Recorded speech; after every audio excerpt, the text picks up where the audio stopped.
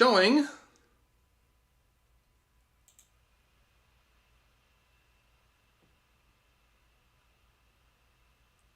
Looks like Odysseys ago.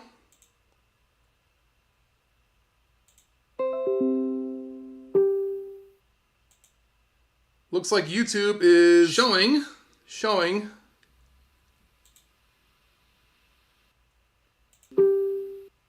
And I'm just going to start. Welcome to my August 9th live stream. I'm Nate Houseman, your intrepid guide to the 21st century. Showing. Just a second.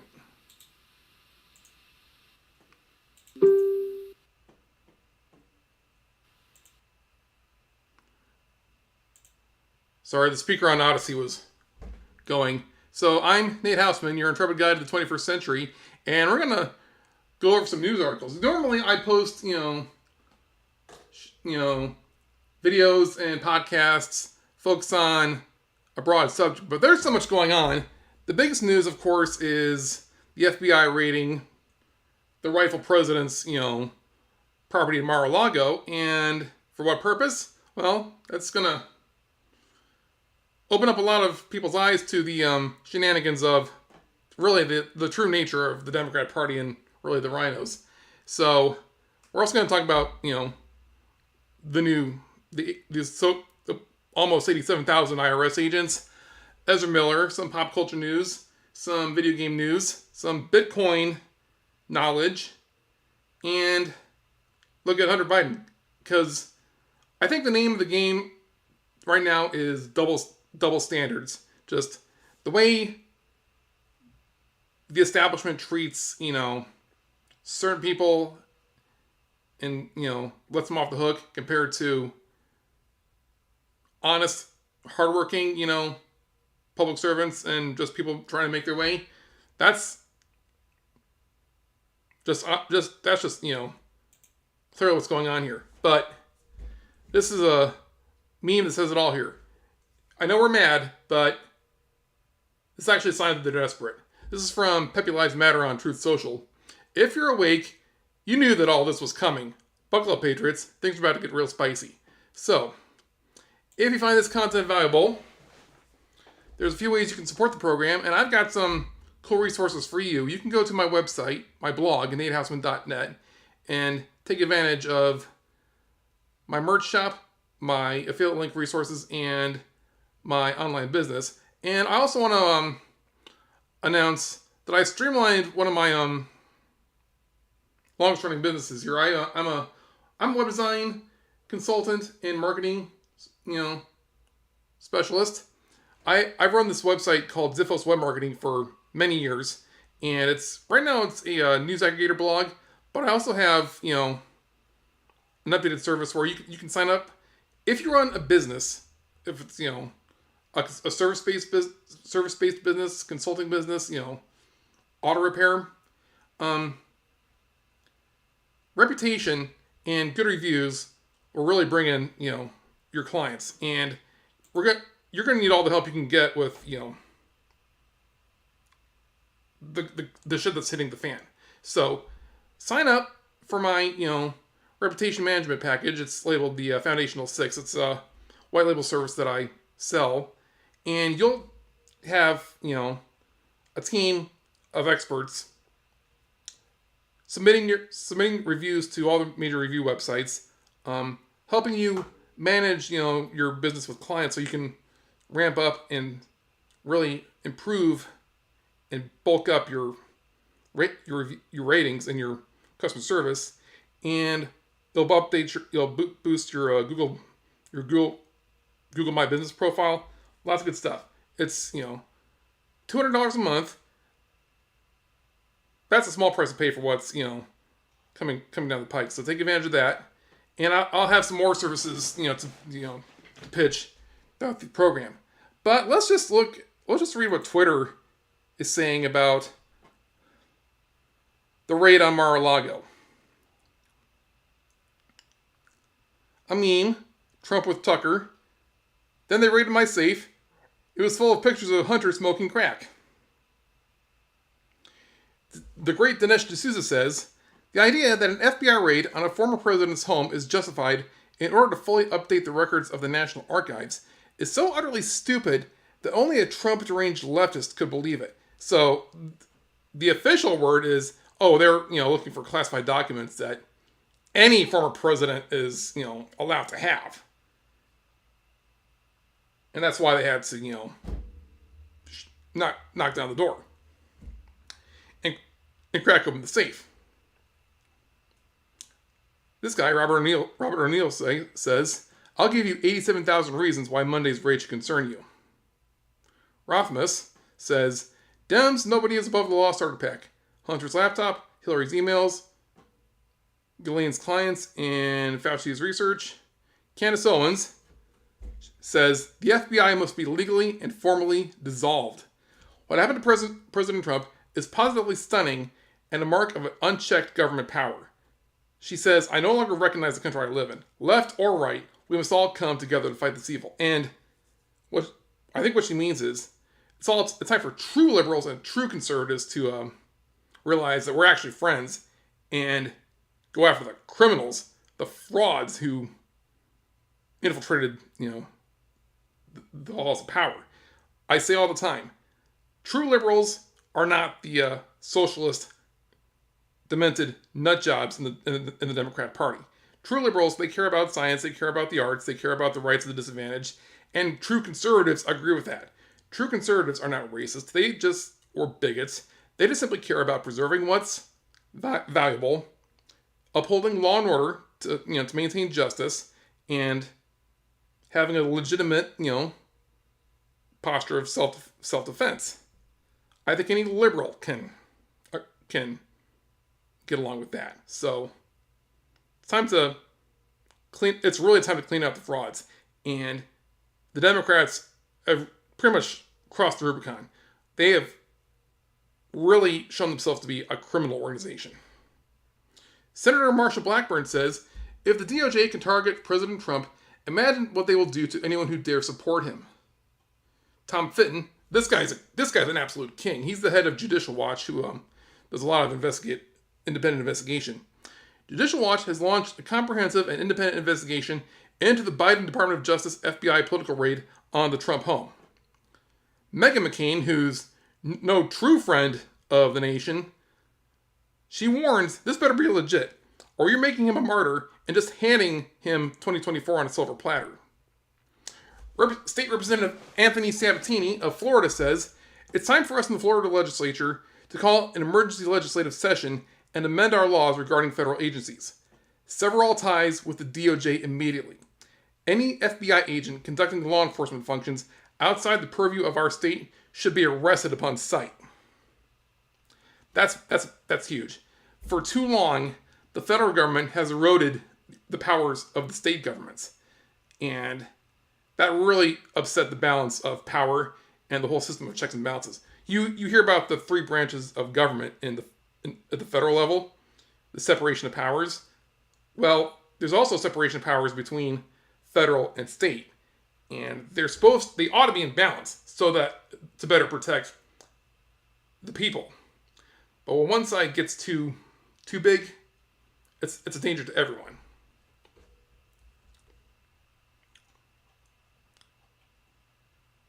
Marjorie Taylor Greene says, if you don't like it, well then you'll just end up like these others, disarmed and publicly shamed. Oh, I got booted out of the bookmarks.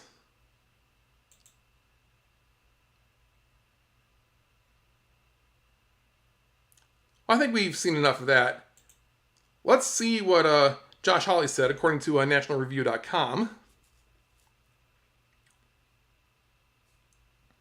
And I'm sorry, I'm streaming this on Streamlabs and it always makes my browser run slow. Josh Hawley says, Merrick Garland, the Secretary of, or the Attorney General, must resign or be impeached over the FBI Mar-a-Lago raid. Senator Josh Hawley, Republican from Missouri, said Tuesday that Attorney General Merrick Garland must resign or be impeached after the FBI raided former President Donald Trump's personal residence at Mar-a-Lago.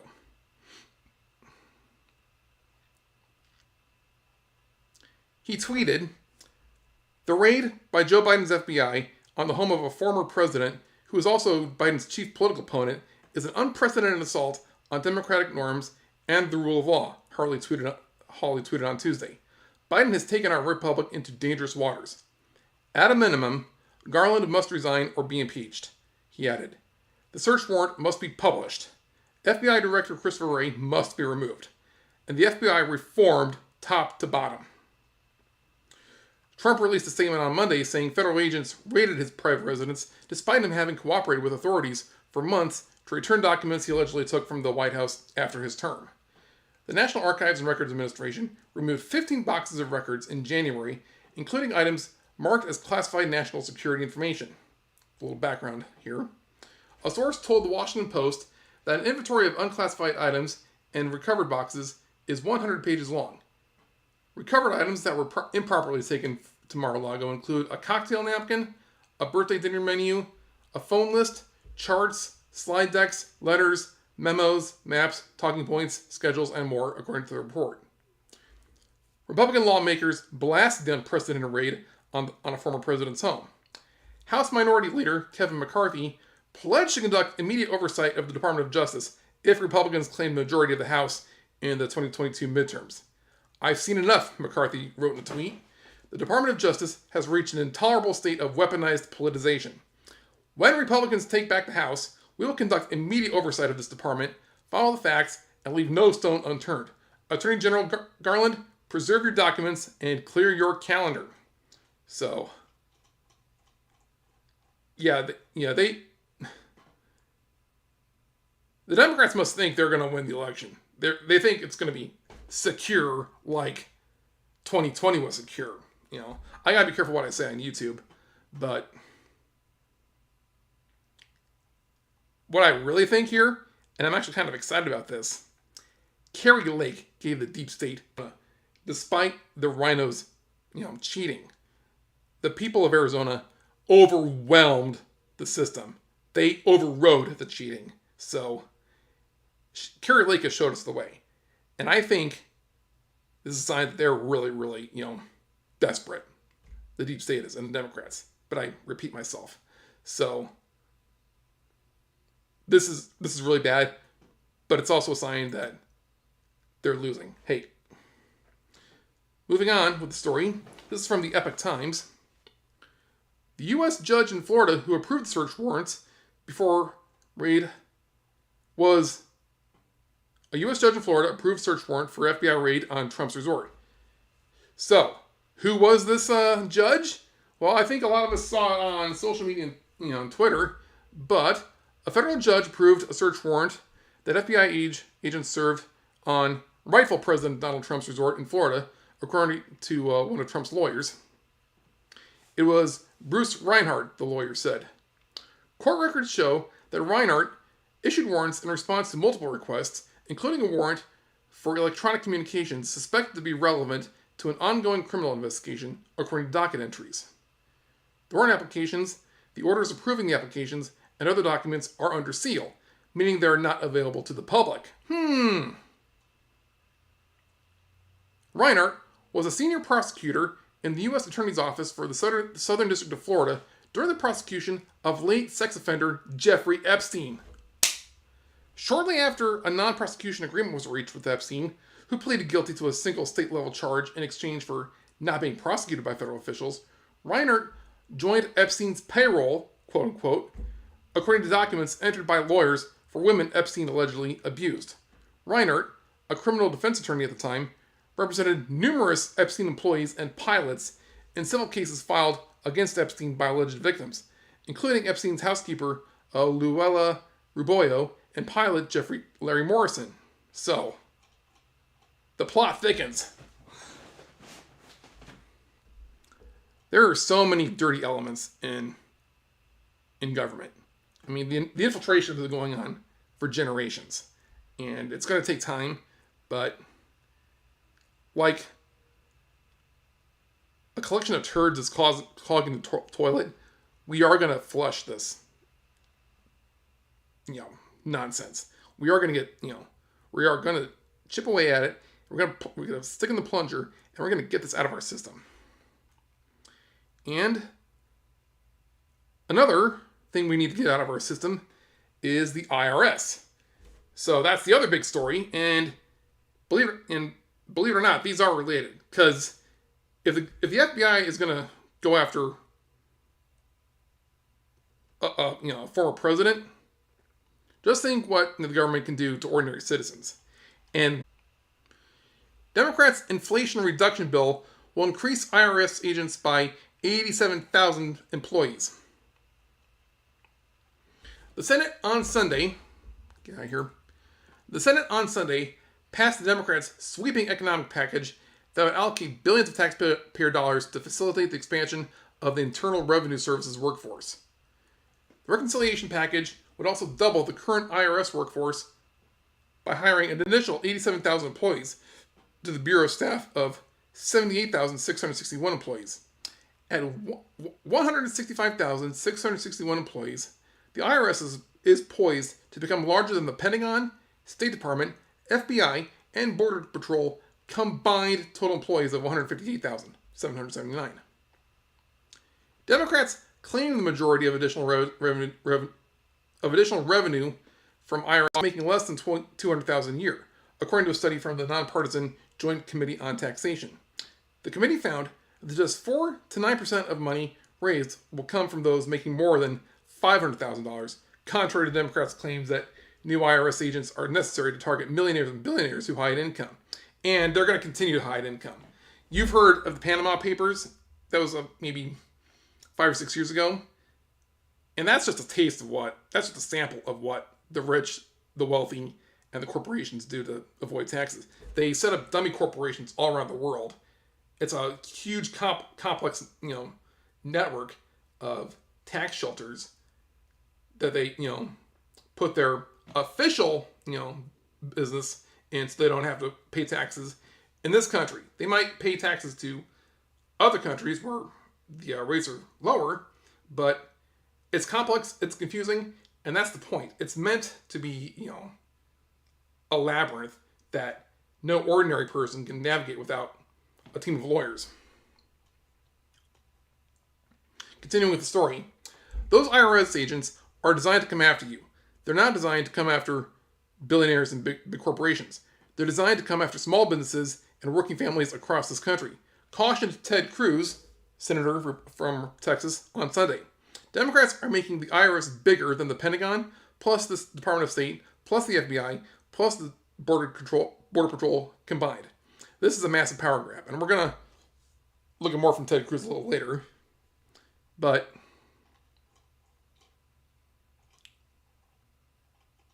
we just have to endure long enough for the Patriots to take over in Congress and totally dismantle a lot of this crap.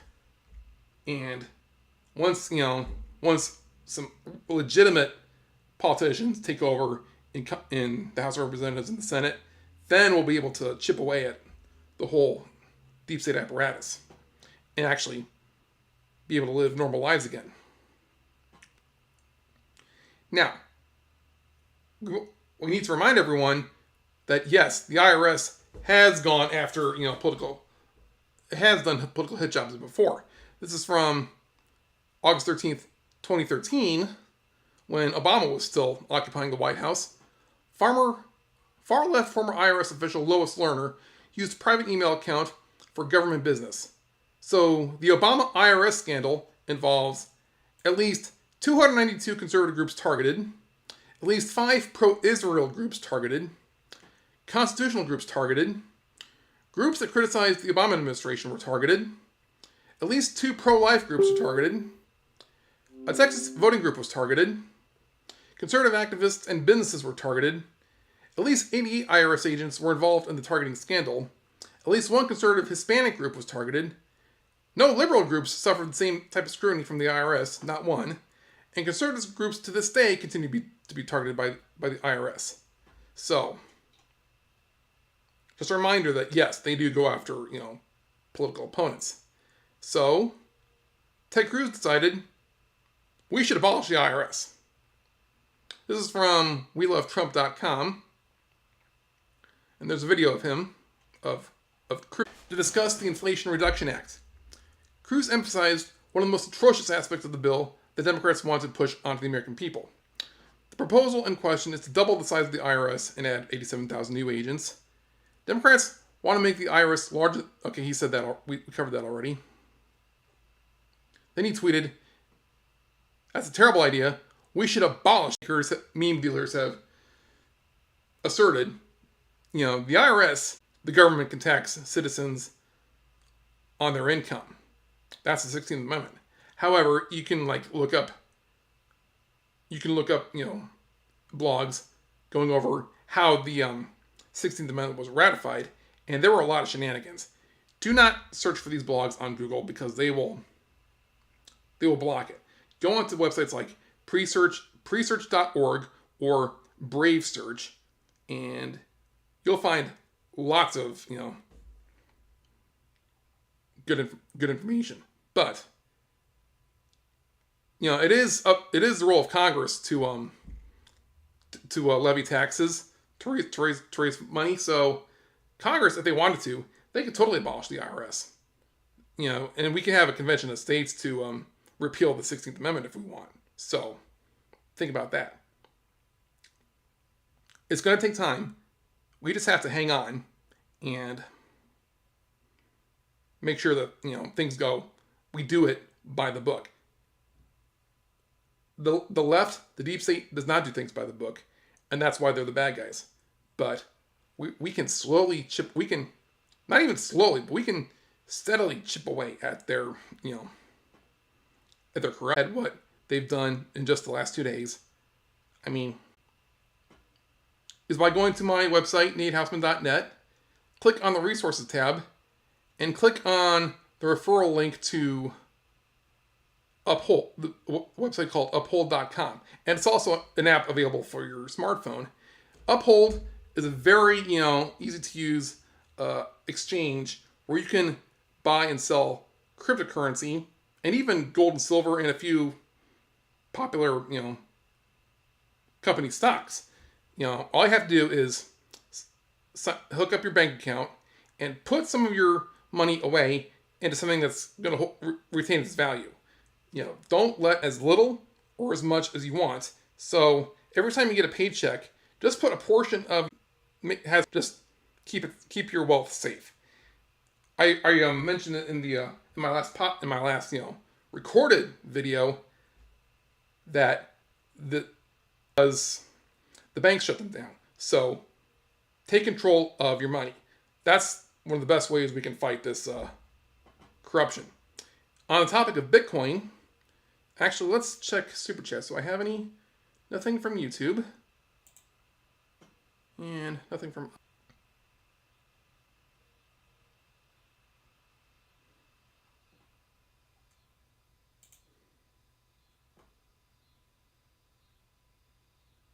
Just bear with me here.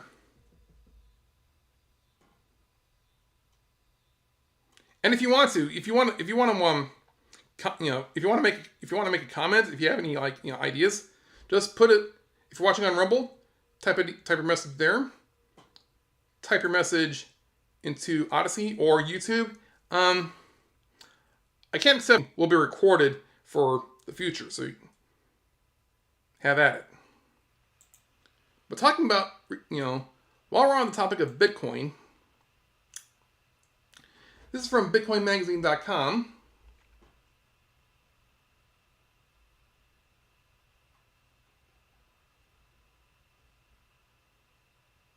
This is really slow.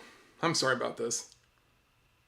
The Club for Growth is a conservative activist group, think tank, and they condemn the idea of central bank digital currencies. Central bank digital currencies are not cryptocurrencies like Bitcoin and Ethereum and all the ones you might see on the exchanges. Central bank digital currencies are something that's been proposed by quite a few of the Western governments. It's digital money that's controlled by a central bureaucracy like the Federal Reserve or the government. Here we go. A conservative advocacy group known as the Club for Growth has published a policy brief titled The Case Against a U.S. Central Bank Digital Currency, per a briefing sent to Bitcoin Magazine. The brief begins by detailing the innovation that is Bitcoin by exploring its immutability, decentralization, speed, trustless operability, and its capacity for disruption by disintermediating the world of commerce and banking. That's a lot of big words here. Then the report harkens back to a report published by the Federal Reserve, which discussed the possibilities for future of a problem. There is no obvious market failure that CBDC is correct. I apologize. This page is taking forever to load. I need to...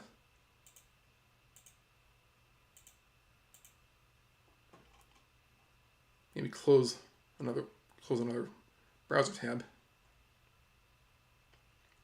It's a long article here, but I had a few things, highlighted. The advocacy group spends a great deal explaining many of the shortcomings that would result in economic freefall should the Federal Reserve issue a central bank digital currency. Among these deterrents are the strong possibility of destabilizing the current banking industry by crowding out services. A CBDC would put the Federal Reserve in direct competition with private and commercial banks private commercial banks for depositors, reads the Club for Growth brief. In fact, this particular concern was made obvious by the Federal Reserve itself in the aforementioned briefing released by the talk, basically saying a CBDC would put a lot of commercial banks out of business. So would Bitcoin, but Bitcoin is decentralized. It's not controlled by any single, government, person, or organization. It's, it runs on computers all around the world. So that's why it's, preferable. If you don't want your money to be shut down, to be closed off from you, like we saw happen to the truckers and protesters in Canada earlier this year, put your money in something that's censor-proof. So that's censorship resistant. Good to see that, conservatives are seeing the value of Bitcoin. Something that corporations see the value of, and we're moving on to some pop culture news. Sony is possibly considering plans for NFTs as hinted by the Evo 2022 survey. This is from nichegamer.com. NFTs continue to be a hot topic and a subject of great interest for many companies. A long list of gaming companies who have dabbled in NFTs and blockchain technology include Ubisoft, Square Enix, and others. So I'm going to read this whole article. This is after the bubble burst on the NFT scene.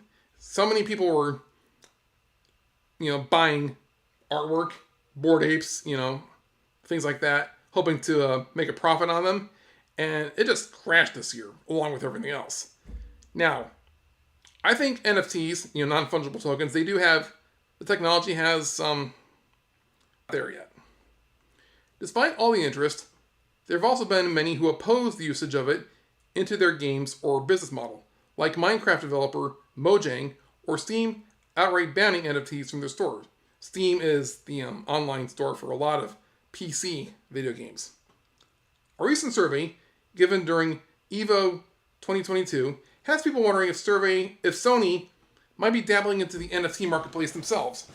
Recently they launched PlayStation Stars, a loyalty program which had some concern it might be related to the NFT craze taking over the industry. They did state that there's nothing about blockchain technology when it came to the new service. However, a survey question by them may suggest the company is still interested in using them. The question asks users of the listed answers, what of the listed answers are they most interested in purchasing?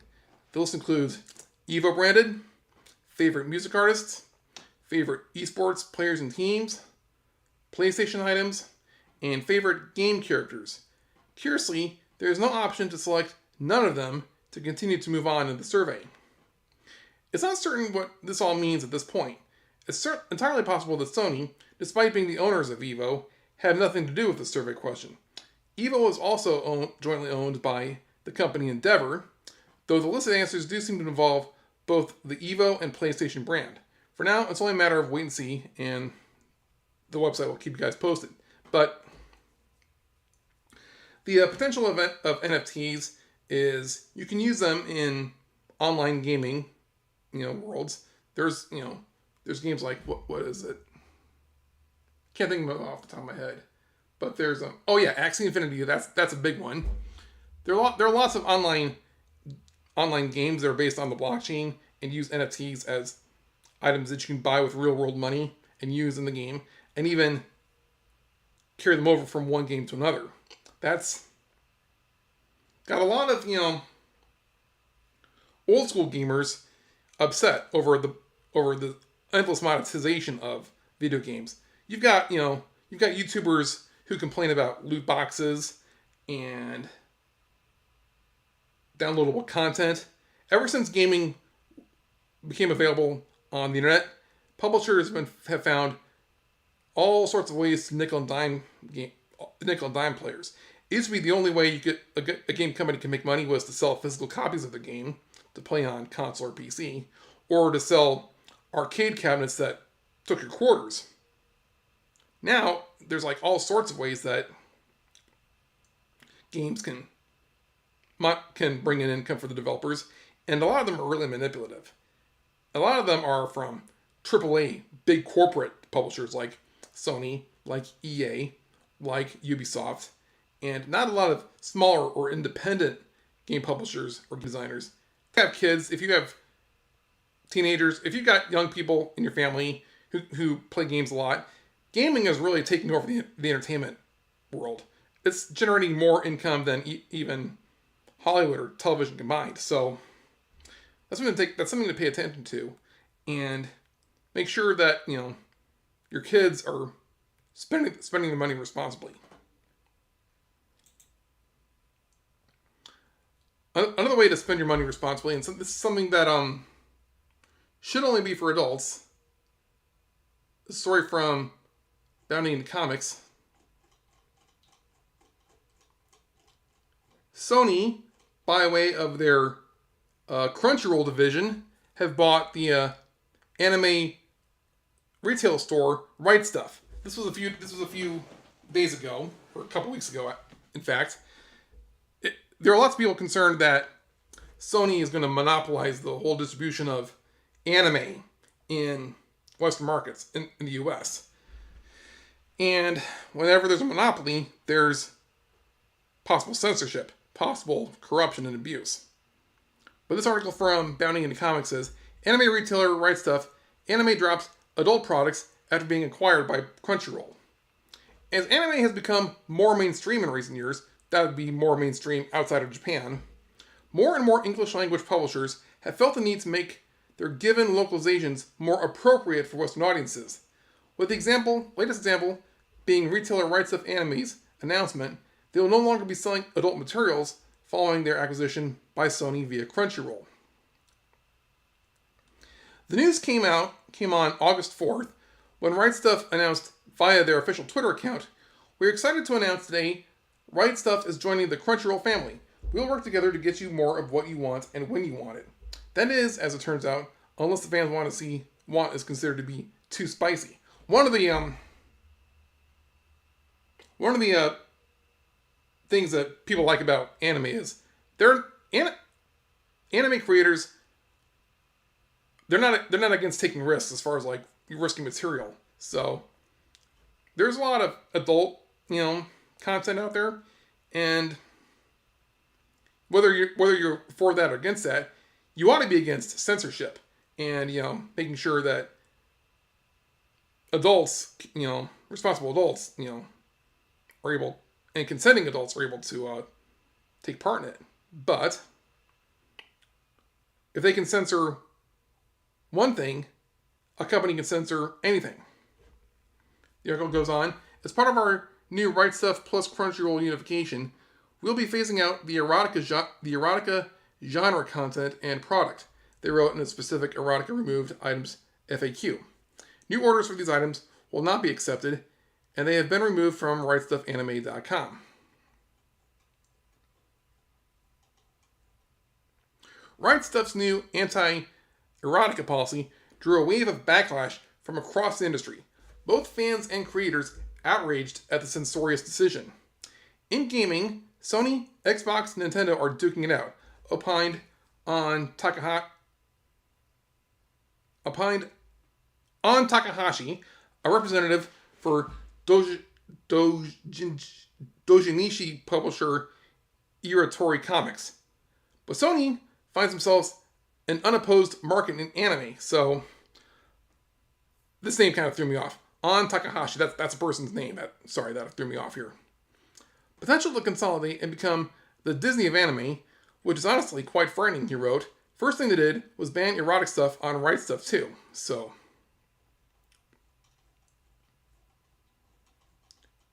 did I highlight anything else in this article? I guess not. But,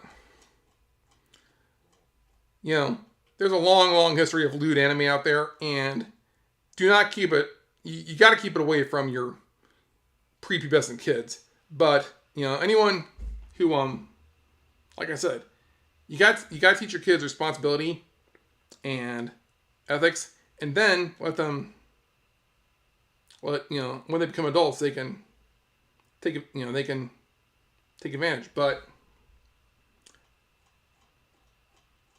like I said, censorship in one area can lead to censorship in all areas. So just be very, very careful. Now, I told you we'd get to this story. Ezra Miller has been busted. He has been caught. Now, this is another article from Bounty in the Comics.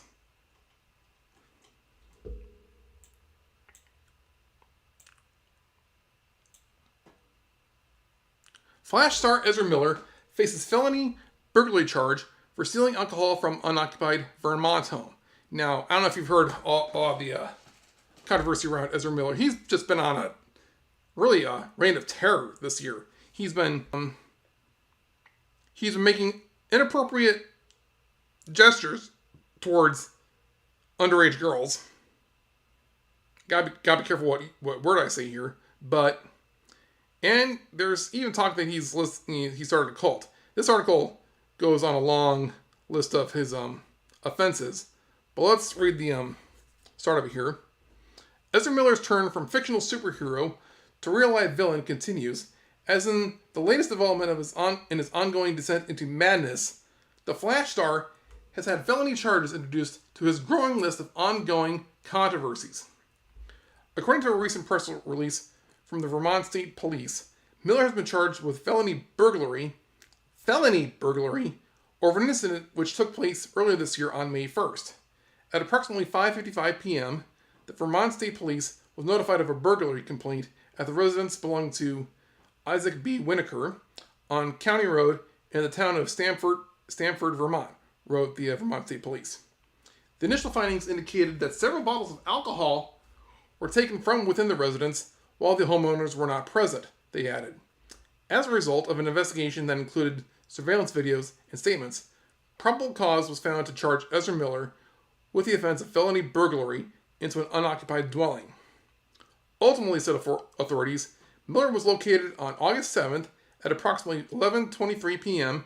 and issued a citation to appear in Vermont Superior Court, Bennington Criminal Division on September 26th at 8:15 a.m. for arraignment on the burglary charge. So he's been caught and he has to show up in court. Miller has been in the spotlight for all the wrong reasons over the past few months, thanks to his being involved in a nationwide slew of arrests. The saga of the real-world Reverse Flash began in 2020 when Miller was caught on video choking and wrestling a woman to the ground outside of an Iceland pub, an incident for which he would be escorted off the establishment's premises over, but ultimately go uncharged for. So then the article kind of goes through a lot of his misdeeds. On March 27th, he was arrested and charged for disorderly conduct after an incident at a bar in Hilo, Hawaii.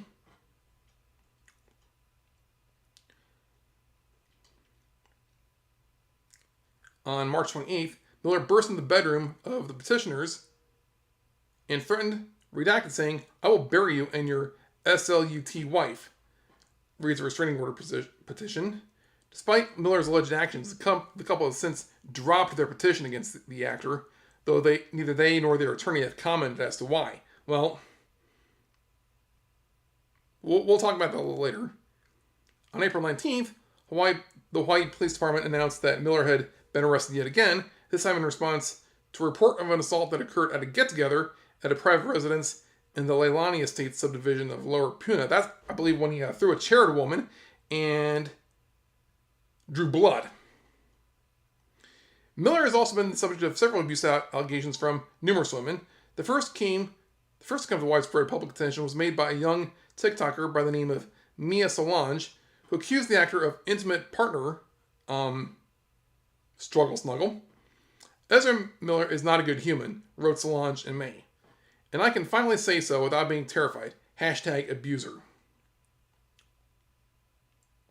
Solange's accusation was soon followed by North Dakota Standing Rock Sioux Reservation resident Chase Iron Eyes and his wife Sarah Jumping Eagles filing for a protective order against Miller with the Standing Rock Sioux Tribal Court on June 7th. Yes, their daughter, Takata Iron Eyes, ran off with Miller. She's 18 years old, and he's been having, we don't know what kind of relationship, but he's been around her since she was 12. Now, she's 18, but I might be wrong, but I think in the Sioux community, she's still considered a minor. So, if Miller ever sets foot on Sioux land again, he could be brought down. A load of bricks would fall on top of him if he has done anything to Takata. On June 16th, another parent would request a protective order against Miller for their child, this time alleging that at one point during their interactions, Miller turned his focus on their then 11-year-old and told them, "I've talked extensively with your child, and they have a lot of power to them. At one point, you're going to have to realize you don't have any control over them anymore," the actor said. "They're an elevated being, and they would be lucky to have someone like me guide them." Ugh. The literal next week, witnesses came forward to claim that Miller was housing a woman and her 3 small children in a chaotic environment that is unsafe for children on his Vermont farm. According to said resources, the property reportedly sees frequent and heavy marijuana use and features at least 8 assault weapons rifles and handguns lying around the living room, with some weapons propped up next to a pile of stuffed animals. Last week, Business Insider reported that Miller has spent months driving around the United States while armed and wearing a bulletproof vest, all while believing he's being followed by the FBI and Ku Klux Klan. According to the outlet, several people close to Miller fear the 29-year-old Fantastic Beasts actor has become detached from reality, with a longtime family friend admitting, "I think Ezra has been enabled because of their family, their wealth, their earning potential, their whiteness, and their beauty, and because Ezra uses they-them pronouns. It's really hard to intervene when someone has as many resources as Ezra," they added. "When you're famous, people are less likely to say no to you. I think those things can be really dangerous." Public pressure to cancel the Flash movie increased last week following David Zaslav's, and David Zaslav is the CEO of Discover Warnery. Public pressure to cancel the Flash movie increased last week following Zaslav's announcement that Batgirl had been canned, despite Warner Bros. Discovery having invested at least $100 million into just its production. Despite all of this, as confirmed by company CEO David Zaslav during the recent Q2 2022 earnings report, The Flash, which is reportedly already finished production, is still on pace for a June 23rd, 2023 release. In light of this most recent incident, it's unknown if that plan will change. Further, if it does release, it's unknown whether Miller will still be a part of the DC Extended Universe after its credits roll. So,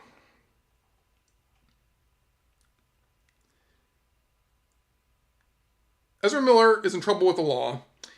He's apparently not in trouble with the brass at Warner Brothers. They let him keep his role in Fantastic Beasts. We haven't heard, definitive one way or another whether Ezra Miller will still be part of the Flash movie. David Zaslav said, "We're committed to the Flash movie." Maybe he never said anything about Ezra Miller himself. So there's that. But why wouldn't they cancel the Flash after what they did to Batgirl? Well, it's possible Ezra Miller knows where the bodies are buried. I mean, I've heard other YouTubers, speculate that maybe Ezra, he's been on the casting couch, possibly. Maybe he knows what certain Hollywood executives are into. Maybe he knows, where the bodies are buried, so he's got that hanging over him. He's got that hanging over them. You see certain woke Hollywood, activists and executives like Kathleen Kennedy. She's been destroying Star Wars over at Disney and Lucasfilm. Why doesn't Disney fire her over the damage she's done to that brand? Well, she's got some ironclad contracts. Ezra Miller might have some ironclad contracts. We don't know, and there's a lot of corruption going on that a lot of people probably don't want to get out. So, and that's the same for business, corporations, government. Why hasn't the FBI gone after Hunter Biden while they go after Trump? Favoritism. So before we continue, let me mention my locals group. This is another way to support the program and get exclusive content whenever I get around to recording it. But locals is a free speech alternative to both Patreon and Discord. You can join my group, and you can join the free level tier of my group, or you can be a paid member for $5 a month and have access to exclusive content. So consider that. Let's see if I have any super chats.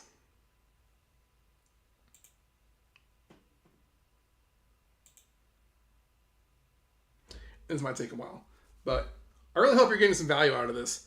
And like I said, if you don't catch this right now, you can still watch it later.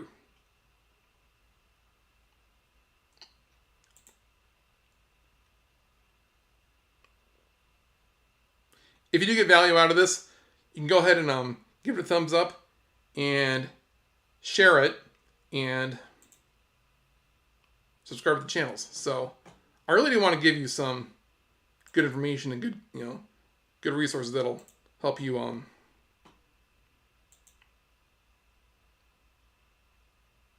survive in this crazy situation we're all in. But I think the more we find out, the more we learn about the workings of power and the economy, the more we can make it better. Now let's look at some stories of corruption. And I gotta be careful how I read this article because YouTube doesn't like a certain word here. You can see it on the screen. CNN defines pet hairstylist as homophobic stereotype and anti-LGBTQ slur. Big League, 3 topics that the Big League Politics website has been reporting on for the past 2 weeks. Words are being redefined at record speeds before our very eyes. The word pet hairbrusher is being equated to anti-LGBT rhetoric, and calling out cheese pizza online warrants censorship from big tech. Today's story is a perfect example of the slippery slope of each of those trends, and this is only the beginning of the radical left's attempt to normalize predatory behavior directed at children. CNN, covering the protests of a drag queen story hour in England, just recently redefined the word pet hairbrusher to be an anti-LGBTQ slur, then portray those protesting the event as far-right extremists and who are importing U.S. hate. So, now, juxtapose this with the censorship going on in anime. It's another case of a double standard. So, like I said, parents, carefully watch what your children read. Do not introduce them to anything like this until puberty, and then have some careful, emotionally validating, considerate conversations with them and let them know you don't really know what your sexuality is until you're an adult. So don't let any outside forces, try to sway you one way or another. The following sentence from John's article has gone viral. The term pet hairbrusher is a homophobic stereotype used to falsely smear queer people and their supporters as child struggle snugglers, wrote John. Gays Against GR whatever is an account on Twitter that describes itself as a coalition of gays against the sexualization and indoctrination of children. Immediately fired back against the claim.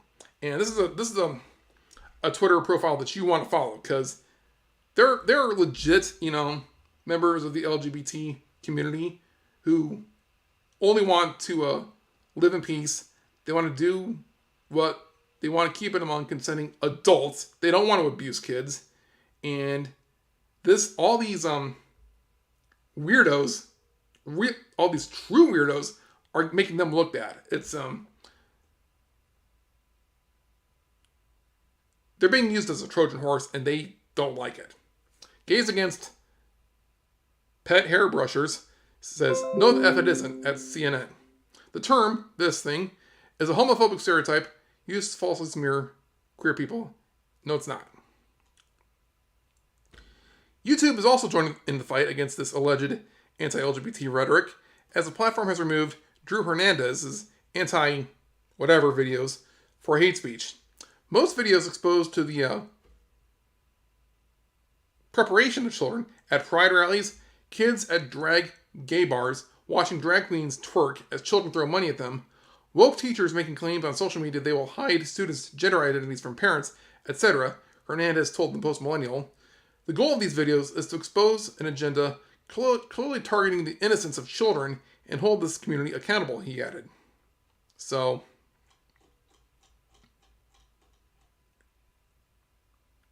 I think Dave Chappelle said, the more, a certain word or topic is censored, the more urgently you need to talk about that topic. So, that's why I post on not just YouTube, but also Rumble and Odyssey. Rumble and Odyssey are free speech alternatives to YouTube. I'm just on YouTube to, because that's where most of the people are. But I totally want to help lead the migration to free speech alternatives. So, like I said, we're calling out double standards on this program here. And compare this to the censorship in anime, it's like, at least, anime and manga creators, they know who their audience is. They prefer to keep it away from pre-adolescent kids. So, as far as I know. So, there's that. Speaking of a weirdo. Oh no, that's the next story. That's going to be the last story, but we're going to talk about this here.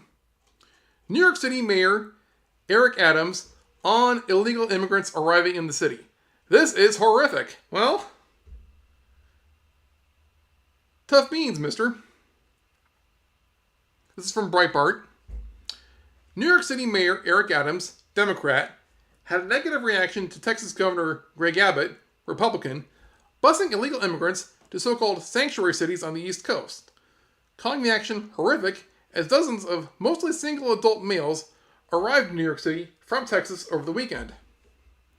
This is such a boss move. This is great. I'm loving this. Exclusive footage from Breitbart News shows a bus filled with mostly single adult males arriving at Port Authority in New York City on Friday following Abbott's decision to disperse illegal border crossers to Democrat-run, illegal-friendly sanctuary cities. Abbott attributed the move to President Biden's continued refusal to acknowledge the crisis caused by his open border policies, prompting the Lone Star State to take unprecedented action to keep our communities safe. In addition to Washington, D.C., New York City is the ideal destination for these migrants, who can receive the abundance of city services and housing that Mayor Eric Adams has boasted about within the sanctuary city, Abbott said in an August 5th statement. I hope he follows through on his promise of welcoming all migrants with open arms so that our overrun and overwhelmed border towns can find relief, he added. Adams was present Sunday morning when a second load of migrants arrived in the city, and he used the opportunity to blast Abbott for exporting the issue to the Big Apple. This is horrific. When you think about what the governor is doing, Adams said, calling the move unimaginable. It is unimaginable that what the governor of Texas has done. When you think about this country, a country that has always been open to those who are fleeing persecution, Adams said. It remains unclear why Adams appears to be so put off by Sorry, I'm getting these mixed up. It remains unclear why Adams appears to be so put off by Abbott's decision to bus illegal immigrants to the city, given his proud statement that the city will always welcome newcomers with open arms, because Abbott is showing what a hypocrite and what a scam the whole border issue is. Conservatives, Republicans, and even true liberals, we are not against immigration. We just want people to use the door instead of breaking through the window. We want to know who's coming in. We want to know what they're bringing in. We want to make sure they're not, smuggling human slaves, human sex slaves. We want to make sure they're not smuggling terrorists into the country. So there's a lot of crap going on, but in a way, it kind of had to be this way. We kind of had to reveal just what sick, what evil criminals the Democrats are. And some Republicans too. So, and to top it all off, this is going to be the second last story we covered tonight. This is about Hunter Biden, talking about, double standards again, from DailyCaller.com. FBI director admits Hunter Biden payments could be part of a malign foreign influence campaign. This is from August 4th, so 5 days ago. FBI Director Christopher Wray said during a Thursday Senate Judiciary Committee hearing that payments from China and other countries to Americans, like Hunter Biden, could be part of a malign foreign influence campaign. Committee ranking member Chuck Grassley of Iowa and former Senate Homeland Security Committee Chairman Ron Johnson of Wisconsin have been conducting an investigation of Hunter Biden's international business dealings. The sole surviving son of resident Joe Biden previously sat on the board of a Ukrainian energy company, drawing a six-figure salary, and more recently conducted natural gas deals with his uncle Jim Biden and a Chinese Communist Party-controlled entity. Grassley asked Ray whether or not Hunter Biden's drawn salary could constitute an intelligence risk, an assessment with which Ray agreed. Grassley did not name Hunter Biden directly, referring to him as a politically exposed person. If the FBI received information that foreign persons had evidence of improper or unlawful financial payments to elected officials or other politically exposed persons, would that pose a national security concern? Grassley asked. Well, I think the kind of conduct you're describing is typically something that very closely, through our efforts at malign foreign influence, it starts to shade into a blend of what we call malign foreign influence with potential public corruption. And that's something we take seriously, Ray said. Well, it's kind of hard to take Ray seriously after the Lago incident, but why is Hunter Biden's dealings with foreign governments and foreign business such a big deal? Because he's a family member of the supposed president of the United States, and if he does anything, crooked, that's blackmail material on the supposed president of the United States. So the other, name of the game here tonight is blackmail. What does China have on the Bidens? What does Ukraine have on the Bidens? Why is Ukraine such a big deal? And why is Russia carefully, bit by bit, moving in and taking out the Yahtzees, I'll say. Continuing with the story. Republicans in both chambers of Congress have suggested that the Biden family's business dealings could constitute a national security risk. Florida Representative Matt Gaetz recently directly asked an assistant attorney general whether or not Biden is personally a national security threat. And a report released in 2020 by Grassley and Johnson found at least one Obama administration official warned that the Burisma position could create the perception of a conflict of interest. When he was vice president, Joe Biden met with several of Hunter Biden's business partners. James Gillier, a business associate of Hunter Biden's, questioned whether or not 10% of Oneida Holdings, a joint venture with the CEFC China Energy, would be held by Hunter for the big guy. Tony Bobulinski, another business partner, corroborated that the big guy referred to Joe Biden. Hunter Biden requested the keys to his office be made for his father and stepmother, Jill Biden, in 2017. He referred to them, along with CEFC Representative Gongwen Dong, as his office mates. So, why isn't the FBI going after Hunter Biden the same way they're going after Trump? Why aren't they going after Hillary? Why aren't they going after Ghislaine Maxwell and Jeffrey Epstein's flight log? Maybe they are. Maybe the military is going after them. Maybe certain people are going after them. They just have to be quiet about it.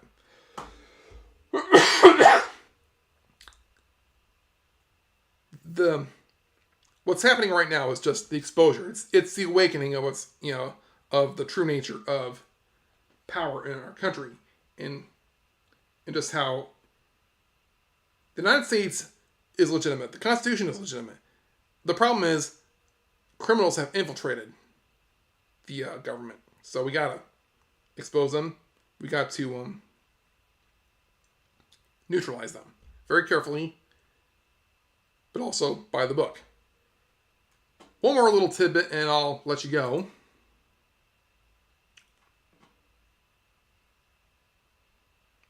Did you hear about this? The Dark Brandon meme, or attempted meme.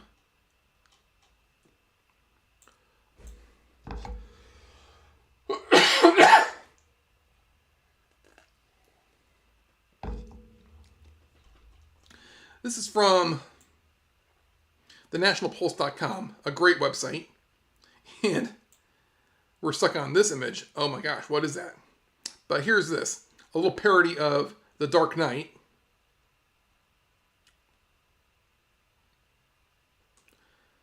And it's just my browser's being really pussy. Yes, the White House's Dark Brandon memes contain Nazi imagery with CCP influences. So get it out of your head that Nazism and communism are directly opposed to each other. They're more like Coke and Pepsi. They're just two competing brands of the same product. Dark Brandon is the Biden White House's cringe-tastic effort to win back the Let's Go Brandon meme that haunted the perennially COVID-hit president through late 2021 and early 2022. The effort, shared by a taxpayer-funded White House staff, combines almost year-late rebuttal to the Brandon memes and the Byronic aesthetic as well. Byronic aesthetic of the well-established Dark MAGA movement. One more problem. It's extremely Third Reich in nature. So, a couple tweets here. So, Biden's Deputy White House Press Secretary, Andrew J. Bates, 46, is posting literal Nazi memes on Twitter, and our corrupt media is completely silent about it. Says Don Jr. I'm sure that if this was a Trump White House staffer, the media would treat it the exact same way and totally ignore it. Sarcasm off. So Jack Posobiec tweeted, and retweeted Andrew Bates, a Biden staffer tried to make Dark Brandon a thing, but copied a meme off of 4chan with a Reich eagle in the background. Look closely at this image, and if you're listening to the podcast, it's basically a very, angular silhouette of an eagle that looks very similar to the eagle on the Nazi insignia. That's right, says the article. On the day the media wants us to buy the idea that Donald Trump demanded his generals behave like Nazis, the current White House is actually promoting Nazi memes to hype its passage of the Inflation Recovery Act. The timing by the White House isn't bad, to be honest, since the IRA, another irony not lost on us, does in fact empower the U.S. government with a stormtrooper-style IRS to snoop through your taxes, all at your expense, of course.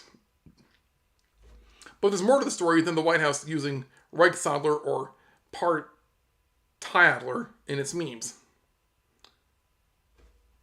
The first thing to note is that the Dark Brandon stuff is actually being promoted by corporate media outlets. Check out Slate's take, link in the article there, which concludes, if he can muster a smidge of momentum from the al-Zawahiri assassination by pulling up the cowl of Dark Brandon, then that is surely better than whatever he's got going on right now. After all, Joe Biden's approval rating is already cresting back towards 40%. Dark Brandon strikes again, says Slate. Sycophantic though Slate may be, the author isn't wrong. Rasmussen polling has consistently noted that when Biden is away in his basement, hiding from COVID-19, his approval numbers go up.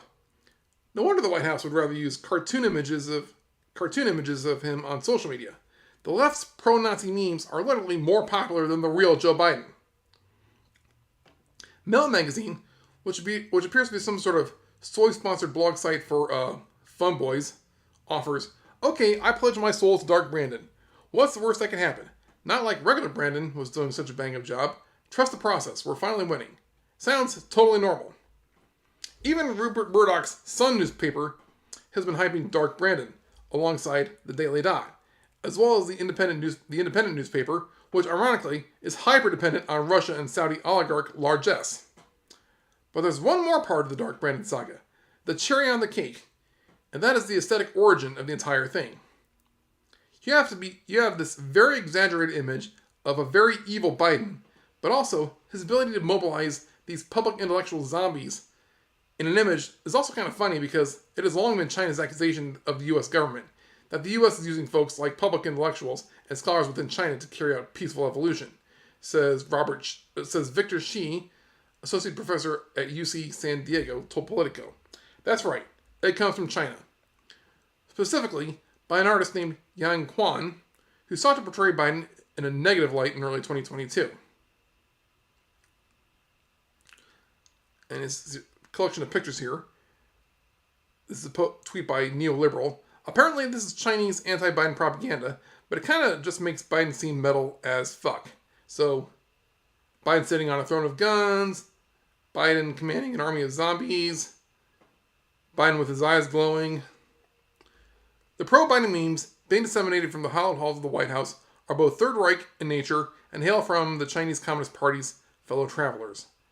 Even when the left tries their very hardest to meme, they end up being utterly, utterly cringe. So, just some goofy silliness at the supposed president, but like I said, it's all being exposed. The Democrats, they are not true liberals. They are criminals. They are frauds. They've crossed the Rubicon with this Mar-a-Lago business, and they are going to be dismantled. And all Americans, whether you're true liberal or true conservative, just realize that the Democrats are not your friends. And the FBI is not your friend. We need to go back to a more simple, more, decentralized form of law enforcement and government.